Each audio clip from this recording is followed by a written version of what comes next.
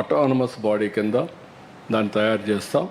One of the best AI university I can say. ఆ university కూడా AI living labs, దీన్ని కూడా తొందరలోనే ఎస్టాబ్లిష్ చేయబోతున్నాం. అప్పుడు నేను చూశాను ఇక్కడ కుప్పంలో 7వ తరగతి చదివే ఒక అబ్బాయి ఒక ఏఐ టూల్ ఉపయోగించి మీరు పోయి నిలబడుకుంటే మీ ఫేషియల్ రికగ్నిషన్ తీసుకొని మీ బీపీ ఎంత ఉంది, షుగర్ ఎంత ఉంది, హార్ట్ బీట్ ఎంత ఉంది, మొత్తం వేరియస్ పారామీటర్స్ రీడ్ చేసేస్తున్నాడు.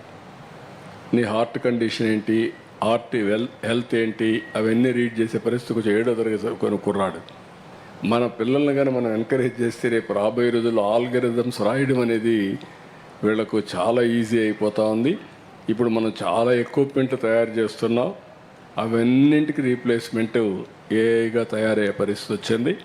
అందుకే నేను ఒక పిలిపిచ్చాను, రాష్ట్రం మొత్తం ఏఐ వాడండి, లేకపోతే ఏఐ యూస్ కేసెస్ ప్రిపేర్ చేయండి.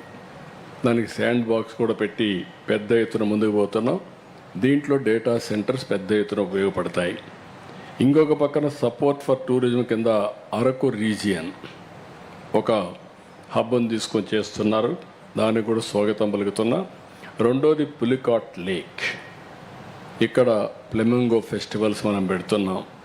One of the most beautiful place.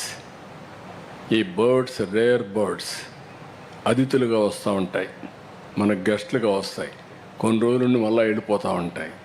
ఈ సీజన్లో ఆ ఫ్లెమింగో ఫెస్టివల్ ఉన్నది బ్యూటిఫుల్ ఫెస్టివల్, దాన్ని కూడా మనం ఉపయోగించుకుంటే పెద్ద ఎత్తున ఉపయోగపడుతుంది.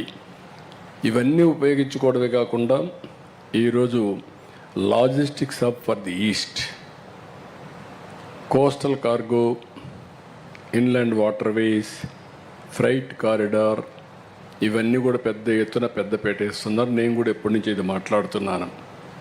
ఏదైతే సీ కోస్ట్ నుంచి ఈస్ట్ వెస్ట్ కారిడార్, మనకుండేది సౌత్ నార్త్ సౌత్ ఉంది. ఇచ్చాపురం నుంచి ప్రారంభిస్తే చెన్నై వరకు, నార్త్ నుంచి సౌత్ వరకు ఒక కారిడార్ వస్తుంది. 1000 కిలోమీటర్ల సీ కోస్ట్ ఉండే కారిడార్. దీనికి నేను ఎన్నోసార్లు చెప్పింది, ఎవ్రీ 50 కిలోమీటర్స్ ఒక పోర్ట్, దగ్గర 20 పోర్ట్లు వస్తాయి, హబ్ అండ్ స్పోక్ మోడల్. అక్కడి నుంచి ఇంటర్లాండ్కి తీసుకెళ్ళాలి. అంటే మనం ఈస్ట్లో ఉన్నాం, దీన్ని వెస్ట్కి తీసుకెళ్ళాలి.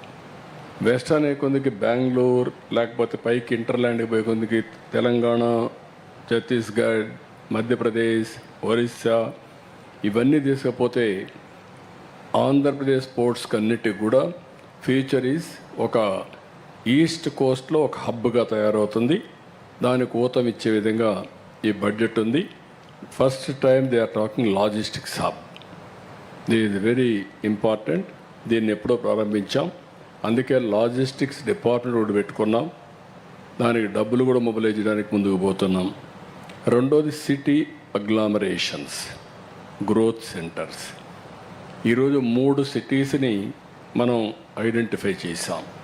విశాఖపట్నం గ్రోత్ రీజియన్, అదే మరిగా తిరుపతి ఎకనమిక్ రీజియన్, ఇంకొక పక్కన అమరావతి ఎకనమిక్ రీజియన్. ఈ 3 రీజియన్స్ పెట్టుకొని ఆ సిటీస్ అన్నీ కూడా నెక్స్ట్ లెవెల్ ఆఫ్ సిటీస్గా తయారు చేయడానికి health, education, tourism and creativity, ఇవన్నిటికీ పెద్ద పెట్టేసాం. దీనికి ఇది ఒకటి దోహదం చేస్తుంది, సిటీ అగ్లామరేషన్స్ అండ్ గ్రోత్ సెంటర్స్ తయారు చేయడానికి. ఇంకొక పక్కన బిల్డింగ్ ఇండస్ట్రీస్ ది ఫ్యూచర్.